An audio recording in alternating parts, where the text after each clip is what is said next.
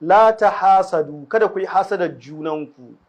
Hasada shine malamai sun ce tamanni zawalin ni'ima, mutum ya yi gurin ni'ima wani ta kuranyi. Wani ya yi mota sai ka ce ina ma ta yi haɗari, ka dinga jin kana son mota ta yi haɗari. Ya gina wani sabon gida sai ka ji inda ma bai gina ba, inda ma gidan ya ƙone.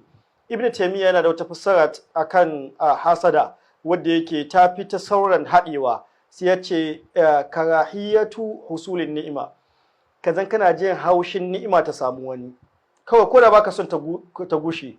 Wani ya yi sabuwar mota unguwarku cikin abokaninka, kai ba fata kai ba ce a sace mota, kawai jin haushi kai yayi mota, wannan ma na ce mai hasada.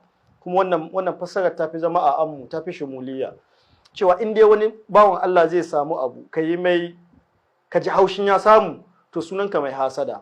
Annabi sai ya ce wala ta hasadu, kada ku yi.